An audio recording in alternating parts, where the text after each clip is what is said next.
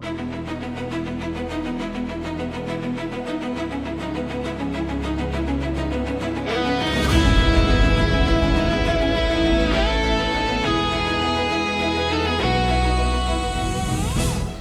Assalamualaikum warahmatullahi wabarakatuh. Selamat pagi dan salam sejahtera bagi kita semua.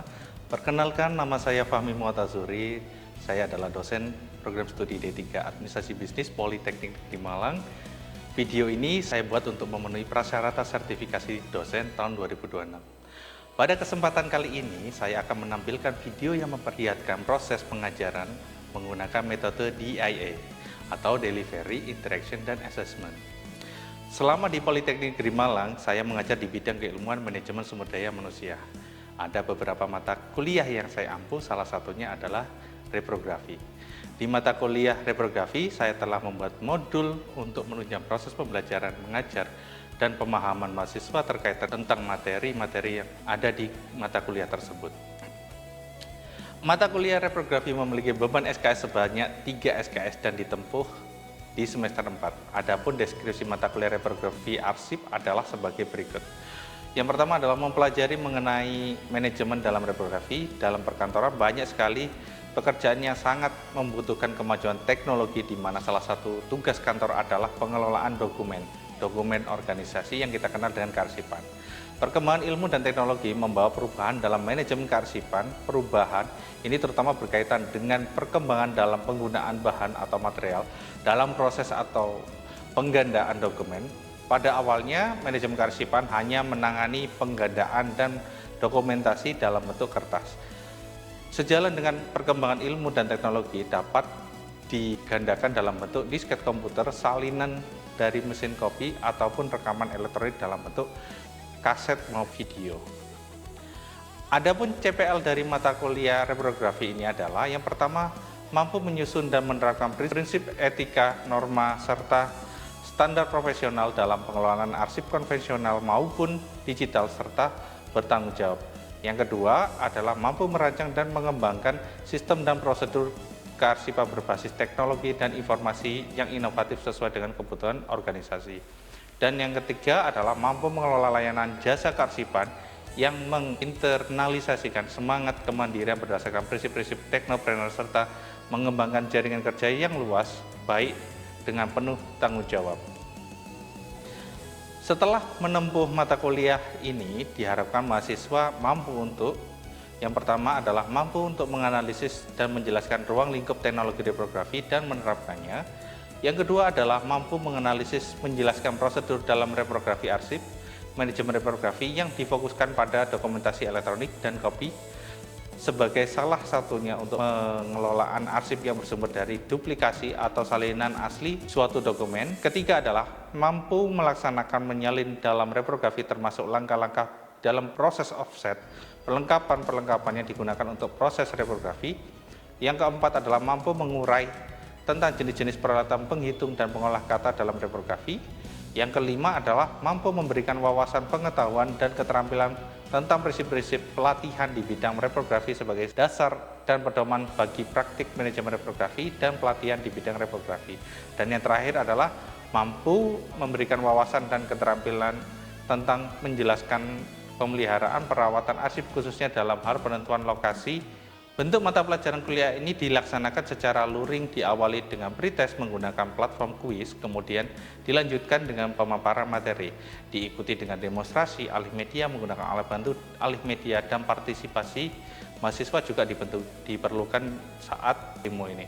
Selain materi dan modul, saya juga memberikan materi pendukung berupa video yang menunjang pembelajaran yang ada di mata kuliah reprografi, sehingga mahasiswa dapat memahami mengenal lebih baik yang ada di mata kuliah reprografi.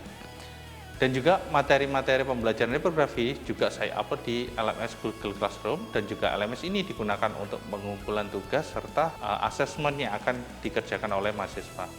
Adapun penilaian dari mata kuliah ini adalah sebagai berikut. Yang pertama ada tugas, kuis, UTS, UAS, serta nilai partisipasi keaktifan di kelas. Selanjutnya saya akan tampilkan pembelajaran di kelas. Selamat menyaksikan.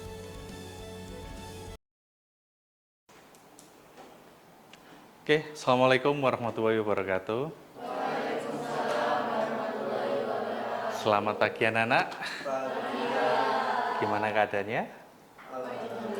Oke, masih di mata kuliah reprografi, di mana mata kuliah reprografi ini adalah mata kuliah yang ada di semester 4. Untuk materi minggu kemarin kita sudah belajar mengenai apa? Masih ingat nggak? Mengenai teknologi dalam alih media. Jadi untuk pertemuan ketiga hari ini kita membahas manajemen dan prosedur manajemen kopi. Jadi apa sih manajemen dan prosedur manajemen kopi itu? Ada yang tahu? Belum ada yang tahu? Oke. Sebelum kita mulai, baiknya kita berdoa dulu agar nanti kedepannya nanti biar lancar. Oke, ketua kelas silakan berdoa dipimpin.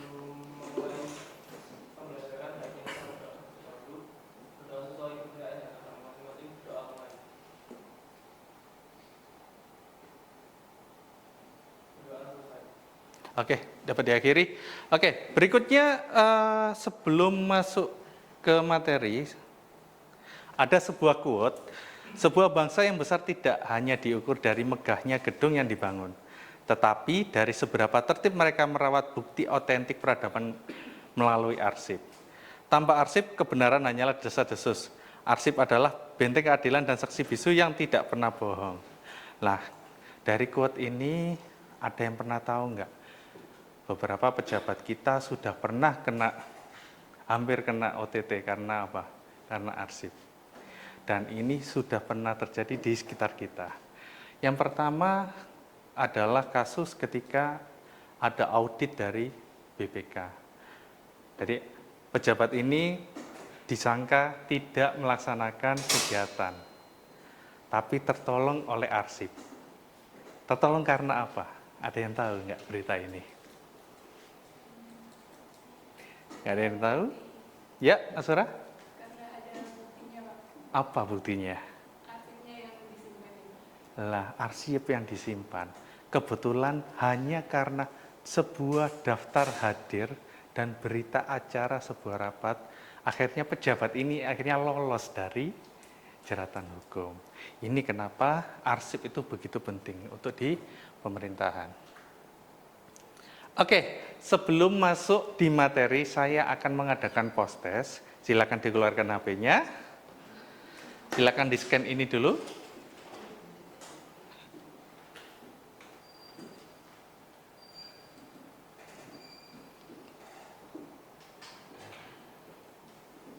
Oke, kita mulai aja ya pretestnya ya.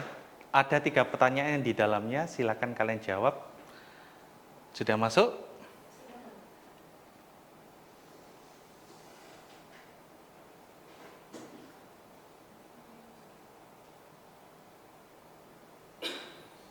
Oke, Nazira sudah masuk, Asura.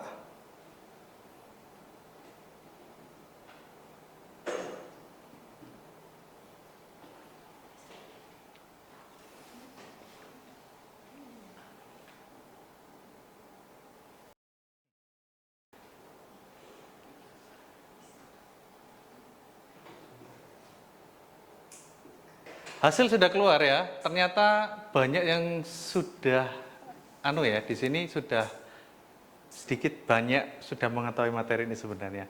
Oke, tidak apa-apa bagi yang belum, nanti kita akan nge-refresh kembali. Berikutnya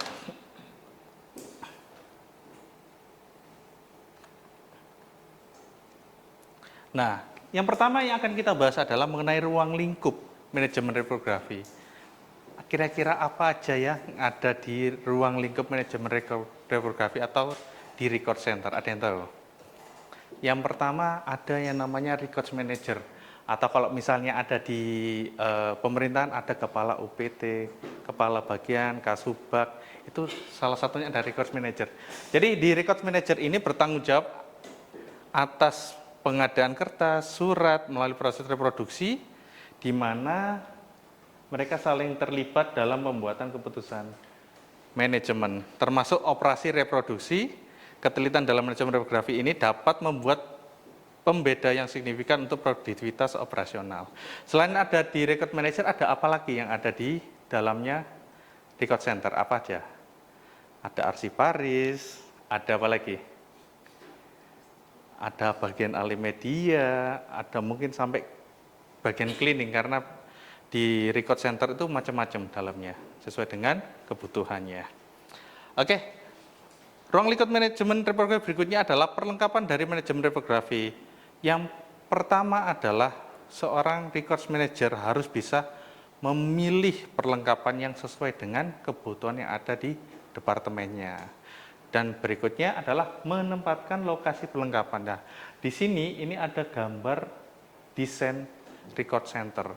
Jadi yang biru ini itu mulai dari masuknya dokumen, ada pra Alimedia untuk pengecekan, yang hijau di sini itu adalah untuk tempat posisi Alimedia, sampai yang paling ujung di rak.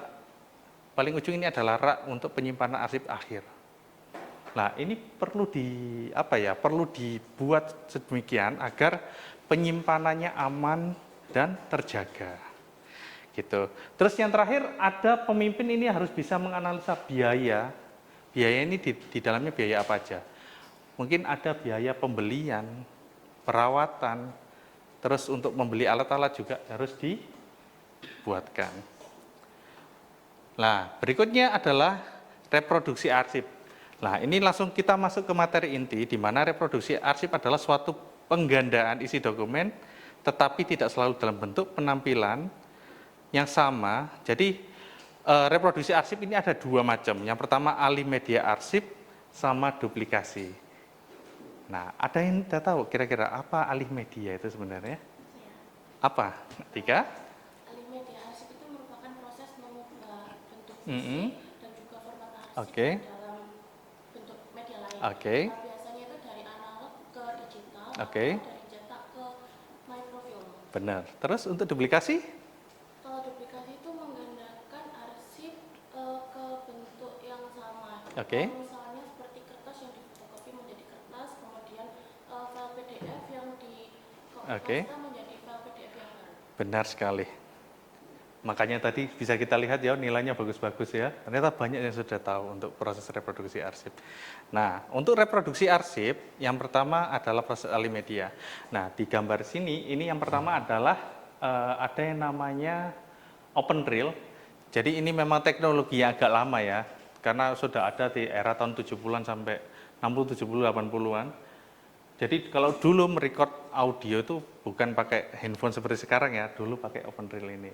Nah, Alimedia arsip kalau masih berbentuk OpenReel ini kita tidak bisa mendengarkan secara langsung, maka harus diapakan?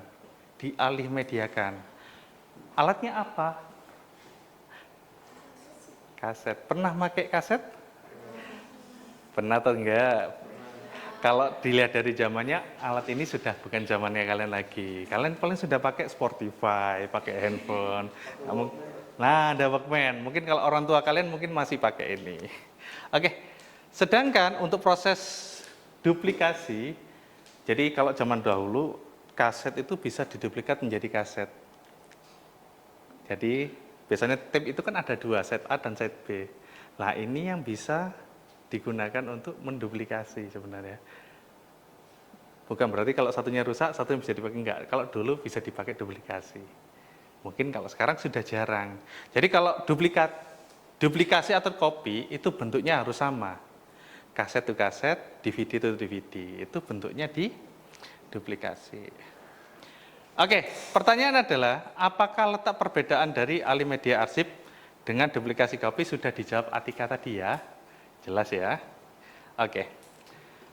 Prosedur Alimedia ini menurut Perka Andri nomor 6 tahun 2021 mengenai pengelolaan arsip vital, regulasinya ini sangat ketat ya, apalagi arsip vital untuk kegiatan preservasi, untuk penyelamatan informasi dan mitigasi bencana, bukan untuk menggantikan arsip asli. Jadi untuk ketentuannya, standar teknis formatnya ini bisa menggunakan PDF-A atau bisa menggunakan filenya formatnya TIFF. Ada yang tahu kenapa Alimedia itu harus menggunakan formatnya TIFF? Ada yang tahu? Oke, Asura silakan. Karena format TIFF menggunakan kompresi lossless yang artinya ketika dokumen di-scan dan disimpan ke dalam format TIFF, maka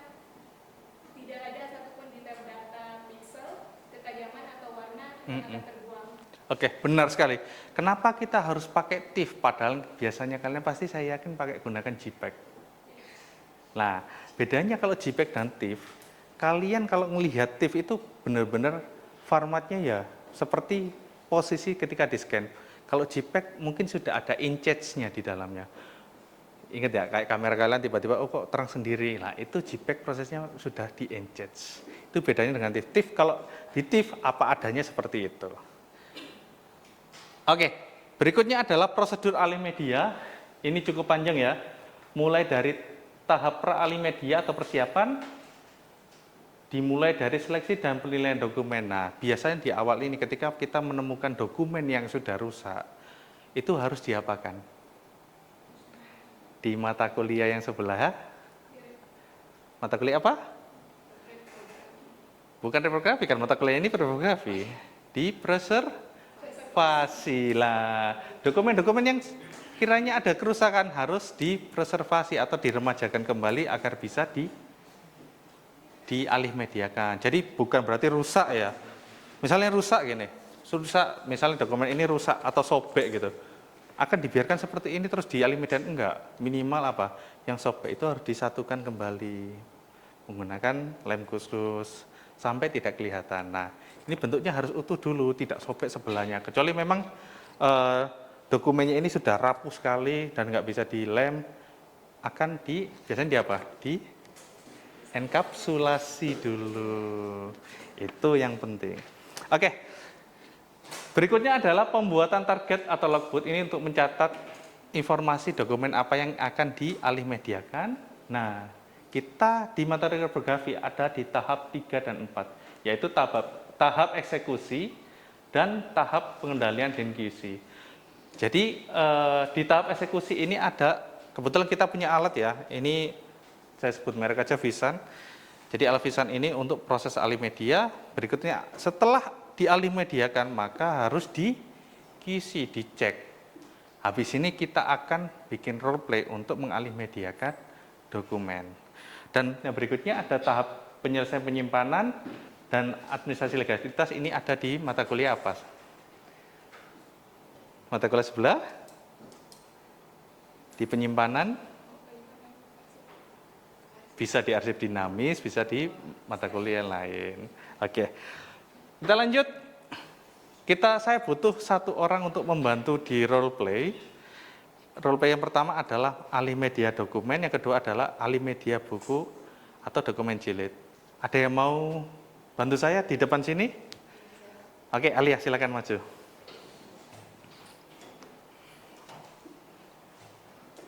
Sudah ya? Oke. Kita buka aplikasinya dulu. Oke, kita mulai lagi ya. Di sini harus ada alat alih media, kebetulan namanya Visan. Ini punya pixel cukup besar dan dpi-nya bisa sampai 600 dpi sesuai dengan aturan. Nah, di fitur di sini ada fitur untuk foto, dokumen, book, bahkan barcode, bahkan dia sudah ada EI reading-nya. Jadi teks itu bisa dibaca kayak di Google Lens. Oke. Kita yang pertama adalah kita pakai ini dokumen ya, ini bukan dokumen asli otentik. Jadi ini kebetulan ini naskah dari VOC waktu itu, saya print ulang untuk bisa kita gunakan praktek. Jadi apa yang harus dilakukan? Kira-kira yang cocok untuk alih media ini alih media apa? Apakah foto, apakah dokumen atau book? Ayo, apa foto, dokumen atau book? Dokumen. Karena ini bentuknya dokumen, kita gunakan bentuk dokumen. Oke, Mbak, tolong dibantu ditata. Oke, dilihat ya, posisinya ini kurang turun sedikit. Nah, ini. Oke, agak miring. Nah, kalau kita gunakan scanner untuk alih media ini, kita akan kesulitan. Kenapa? Kalau pakai scanner konvensional, pakai printer yang bisa kalian pakai, ada kesulitannya apa kira-kira? Tidak press dengan dokumennya. Ini kita agak kebantu sekali ya dengan aplikasi ini ya, atau dengan alat ini. Jadi yang pertama setelah kita tata dengan baik, posisi sudah baik, kita cek resolusinya. kita bisa gunakan, kalau dokumen berarti minimal tadi aturannya berapa? 300 dpi. Ini kita bisa ganti di 300 dpi. Oke, setelah ditata dengan baik, silakan diklik, dialimediakan. Nah, maka dokumen yang akan muncul akan di sini. Ini sudah ya. Oke, kita lanjut. File yang sudah jadi akan ada di sisi yang sebelah sana. Jadi di sini, maka ini nanti akan disimpan. Filenya harusnya apa kalau bentuknya dokumen? Kalau dokumen, artinya formatnya PDF A atau PDF. Jadi tinggal kita simpan. Oke, kita lanjut dulu ya. Kebetulan saya ada buku, ini bukunya random juga. Kita juga harus bisa menggunakan alat ini untuk alih media buku. Yang pertama harus disiapkan adalah, itu mungkin bisa diambil dulu. Ini nih, bocor ini. Oke. Hal yang pertama harus kita lakukan adalah menata posisi buku ini dengan baik. Mulai dari front covernya sampai back covernya. Nah, ini front covernya dulu, kita klik. Oke, pas. Kita klik.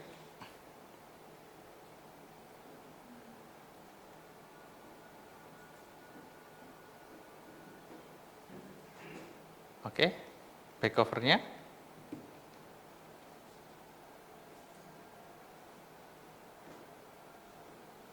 Oke, maka ini sudah ada semuanya ya.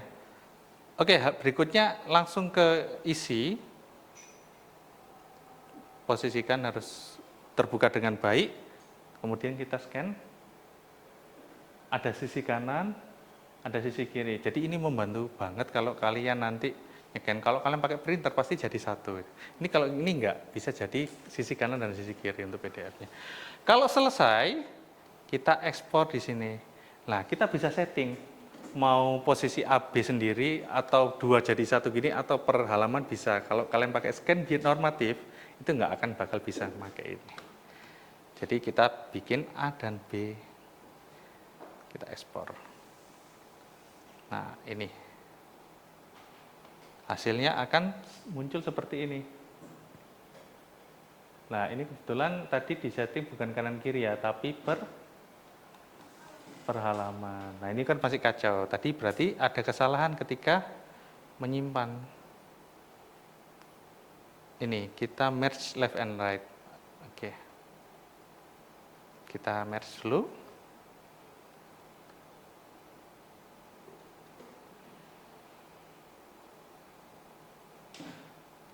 Nah, ini juga keliru ya. Harus setting dulu. Oke, nanti untuk setting kita bisa lanjutkan nanti di kelas ya. Oke, kita masuk. Terima kasih Mbak Alia, boleh kembali lagi. Berikutnya, untuk kesimpulannya, jadi sebuah proses alih media reprografi dianggap sah dan memiliki kekuatan hukum di pengadilan sesuai dengan UU ITE jika memenuhi 3 syarat yang ada di depan. Yang pertama adalah melibatkan tim yang kompeten mulai dari pemilahan, operator hingga quality control. Berikutnya adalah menjaga prinsip AIUT, autentik, integritas, usable, dan terpercaya. Dan terakhir adalah wajib diakhiri dengan pembuatan dan penandatanganan berita acara untuk alih media. Nah, walaupun kalian bisa mengalih mediakan sendiri, tapi ketika tidak ada saksi atau berita acara saat pengalih mediakan, itu bisa diragukan ketika di pengadilan. Begitu ya. Oke, untuk tugas take home, saya sudah taruh di Google Classroom, silakan nanti dicek ya. Ada file zip yang saya khusus taruh di Classroom, filenya modelnya zip. Nanti kalian ekstrak, di dalamnya ada file TIFF dan file PDF-A. Coba kalian analisa bagaimana cara menyimpan file digital itu dengan baik. Nah, setelah tahu jawabannya, silakan di-submit di Google Classroom. Oke, sebelum menutup perkuliahan ini alangkah baiknya saya absen dulu. Oke. Yang pertama Atika, yang kedua Asura, yang ketiga Alia. Oke, hadir semuanya ya. Ada lagi yang ditanyakan? Oke. Oke.